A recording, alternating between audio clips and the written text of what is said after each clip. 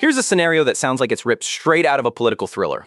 A cornerstone of American surveillance law, one that lets intelligence agencies collect data on foreign targets passing through U.S. networks, just expired, for the first time ever.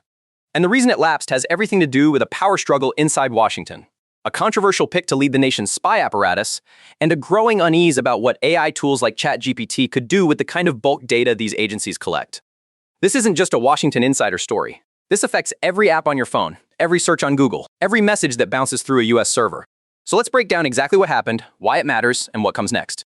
By the end of this video, you'll understand what Section 702 of the Foreign Intelligence Surveillance Act actually does, why it just lapsed for the very first time in its history, how Trump's controversial intelligence pick triggered a congressional standoff, and, here's what's really interesting, why the rise of AI is making this old surveillance debate feel urgently new again. Let's get into it.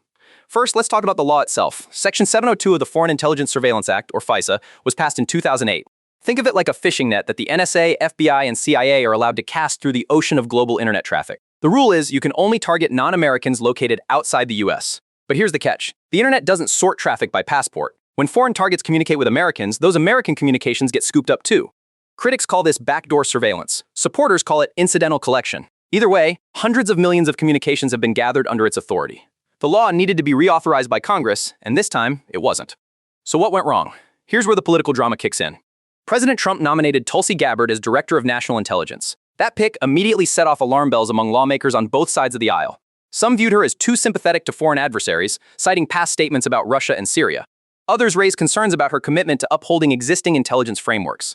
The Senate confirmation process became a battlefield. And while lawmakers were gridlocked fighting over who should be trusted to run the spy agencies, the clock on FISA Section 702 quietly ran out. The deadline passed. The law lapsed. This had never happened before in the 17-year history of the statute.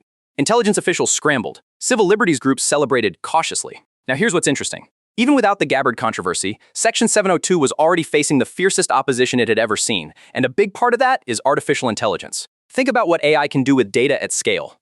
Tools like OpenAI's ChatGPT, Google's Gemini, and Apple's on-device intelligence systems have shown the world that raw data, when fed into the right model, can reveal patterns that no human analyst could find manually.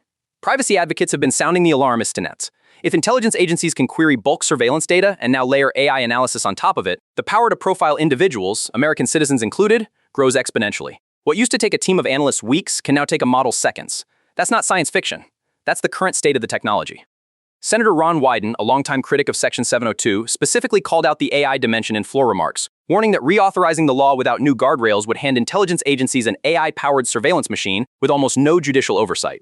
And he's not wrong to raise it. OpenAI itself has been in conversations with U.S. defense and intelligence communities about potential AI applications. Google has existing contracts with the Department of Defense. Apple, while more privacy-focused publicly, operates infrastructure that interfaces with U.S. legal demands. The intersection of big tech and government surveillance has never been murkier or more powerful. Here's what the lapse actually means in practice. Agencies cannot initiate new collection under Section 702 authority for the time being. Existing intelligence gathered under prior authorizations can still be used, that data doesn't disappear. But new targeting orders cannot be issued. Intelligence officials have warned this creates a gap in monitoring foreign threat actors, including state-sponsored hackers and terrorist networks. Director of the NSA previously testified that Section 702 was responsible for a significant portion of the intelligence included in the president's daily briefing. Losing it, even temporarily, is not a symbolic blow, it's an operational one. Congress is expected to return to the table quickly. But the debate won't just be about national security versus civil liberties anymore. Lawmakers are increasingly pushing for amendments that would require a warrant before querying 702 data for information about U.S. persons, something intelligence agencies have fiercely resisted for years. And now there's a new demand on the table: explicit restrictions on how AI tools can be used to analyze bulk surveillance data. We're entering a new chapter of surveillance law, one where the rules being written today will determine what an AI-augmented intelligence apparatus looks like tomorrow. Here's the bottom line.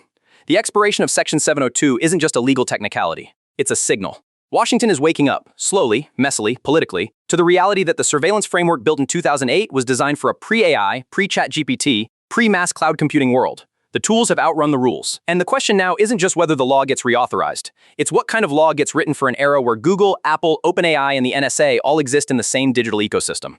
That's the story. That's why this moment matters. And if you want to stay ahead of the intersection between technology, power, and your privacy, this channel is exactly where you need to be. Hit that subscribe button, drop a like if this opened your eyes a little, and check the description for links to the key reports and hearings we referenced today. We'll see you in the next one.